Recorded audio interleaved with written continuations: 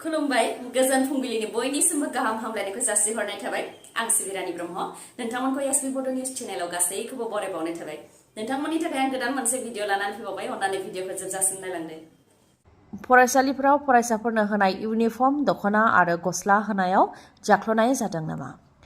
उदालगुरि जिल्ला सोलोंथाइ बिफाननि सिङाव थानाय खैराबारि भेरगाव के बर'आ हिन्जावसा हाइ स्कुल आरो डिमाकुसि शेखर शंकरदेव जौसिन फरायसालियाव होनाय फरायसाफोरनो इउनिफर्मआ प्लास्टिक बायदिसो अदेबानि पलिस्टारजों बानायनाय होनानै अजद होदों फरायसाफोरजों लोगोसे दुलाराय बर' फरायसा आफादनिफ्राय। फोरमायथिनाय बायदिब्ला दख'ना आरो ब्लाउसआ गानजाथाव नङा।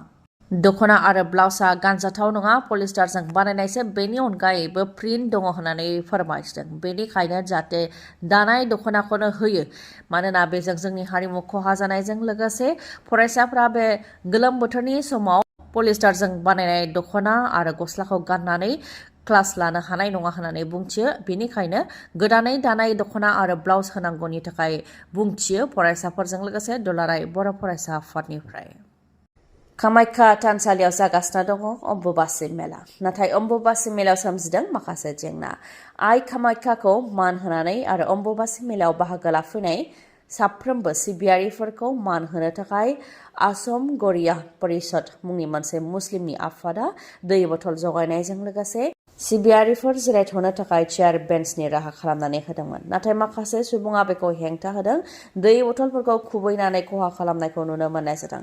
आसम गरिया परिषदनिफ्राय फोरमायथिनाय बादिब्ला आसामनि गुबुन गुबुन धोरोमनि सुबुंफोराबो दि आइ कामाख्याखौ मान होयो, बेखौ गासै बुहुमावनो मिथिहोनायनि थांखिजों सिबियारिफोरनो दै जगायनाय आरो जिरायनानै दान्दिसे गोजोननाय लानायनि थाखाय चेयार बेन्चनि राहा खालामनानै होनाय जादोंमोन आरो डिसिनिफ्राय पारमिसन बा गनायथि लानानैसो बेखौ खालामनाय जादोंमोन।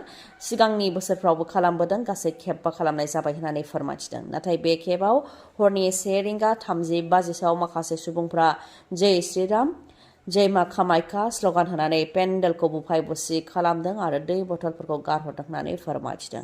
जाथायखौ लानानै पुलिस थानायावबो एफआइआर होनाय जाबाय आरो बेनि सायाव जाहाथे थाबैनो राहा लायो, जाहाथे उननि समाव बेफोरबायदि जाथाया जाबावनो मोना, बेनि थाखाय खावलायो बिथांमोनहा। फोरमायथिनो गोनांदि थांनाय 22 जुननिफ्रायनो कामाख्या थानसालियाव अम्बुबासि मेलाया जागायदोंमोन। 25 जुनसिम थागोन आरो 26 जुननिफ्राय फिन थानसालिखौ बेखेवनानै होफिनगोन। 22 निफ्राय 25 जुननि गेजेराव जानाय बे अम्बुबासि मेलायाव हादरनि सिबियारिफोरजों लोगोसे गुबुन गुबुन हादरनि सिबियारिफ्राबो फैनानै बेयाव नुजाथिफैदों आरो आइ बिमा कामाख्यानि आथिंखौ हमनो थाखाय सान्दुं अखानि गेजेरजोंबाबो गावसोरनि ध्यानाव जिरायनायखौ नुनो मोननाय जादों। आदानि आम्बानिनो हा होनो थाखाय आसाम सोरखारनि नोजोरा खालि ट्राइबेल बेल्ट एन्ड ब्लक ओनसोलनि हाल' नामा?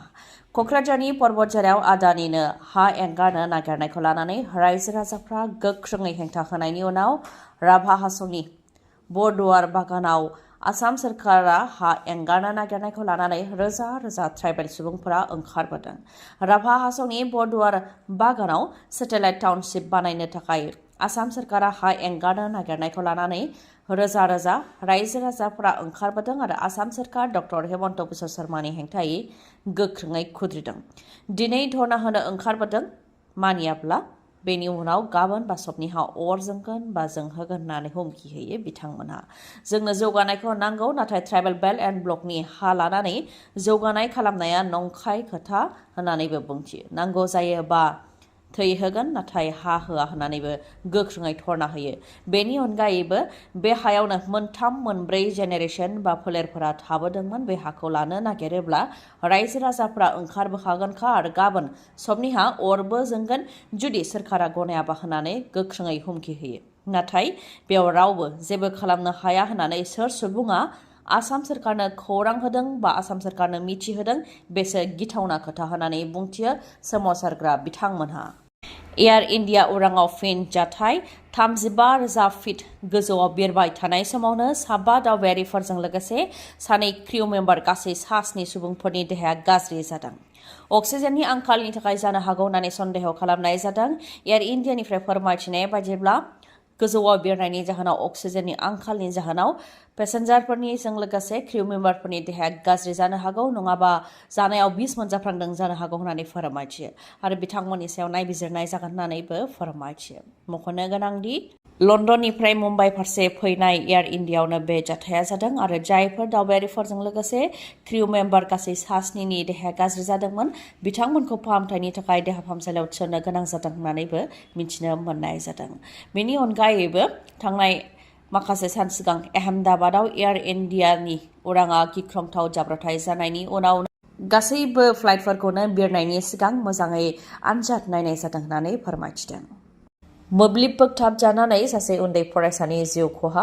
9 थाखोआव फरायनाय गोमसार नार्जारिया मोब्लिब बोगथाबजानानै जिउ खोमानो गोनां जाबाय। सिडली चिराङाव थानाय आदर्श विद्यालयनि फरायसामोन गोमसार नार्जारिया।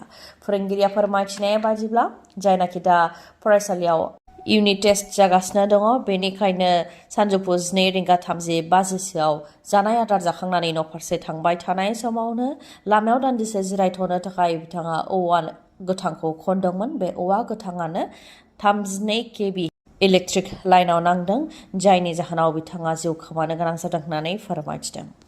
फरायसालियाव ओंखाम संग्राफोरनि दान बान्थाखौ 500 रां बांहोनाय जाबाय। आसाम केबिनेटआव बेखौ थांखि लाबाय। 500 रां बांहोनायजों दा ओंखाम संग्राफोरनि दान बान्थाया 2000 रां जाबाय। नाथाय बेखौ गोजोननाय गैयै फोरमायथिदों बेरेखा दोलोनिफ्राय।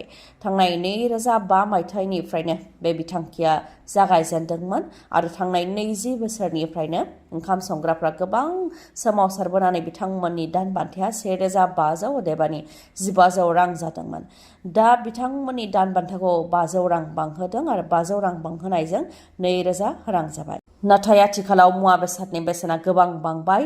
मुलिनि बेसेना बांबाय। बे 1500 2000 रांजों माबोरैहाय न'खर सालायगोन बेखौ लानानै सोंथि खालामो बेरेखा दोलोनिफ्राय।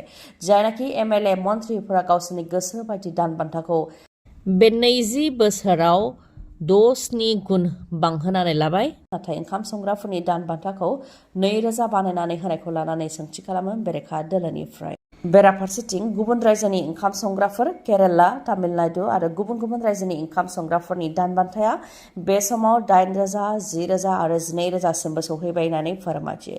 जायनाखि डक्टर हेमन्त बिश्व शर्मा बिथाङा सोमावसारनायखौ लानानै बुंथिदोंमोन सोरखारि साख्रि मावनायफोरा सोमावसारनो मोना आरो अरुणोदयबो मोना होननानै बुंथिदोंमोन। नाथाय ओंखाम संग्राफोरनो मानो सोरखारि साख्रिनि सुबिदाखौ होनो हायाखै बा मुलाम्फाखौ होनो हायाखै मानो बिथांमोननि सायाव इराय खालामदों बेखौ लानानै सोंथि खालामो आरो सोरखारा जाहाथे ओंखाम संग्राफोरनि फारसे मोजां साननाय हनाय दिन्थियो बेनि थाखायबो खावलायो आरो बिथांमोनहा दाबि खालामनाय बायदि ओंखाम संग्राफोरनि दान बान्थाखौ जाहाथे 9600 रां खालामनानै होयो बेनि थाखायबो सोरखारनिसिम दाबि खालामो बेरेखा दोलोनिफ्राय।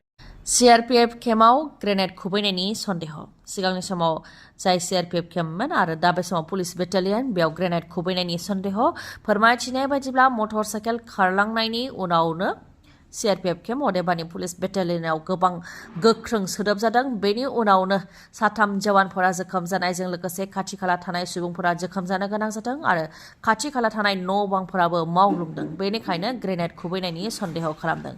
जोखोम जानांनाय जवानफोरनि मुङा सिद्धार्थ बरबरा, मिन्टु हाजरिका आरो सुशील भूमिस। मटर साइकेल खारलांखांनायनि उनावनो पुलिस बेटालियनाव गोख्रों सोदोब खोनादों आरो मावग्लुंदों।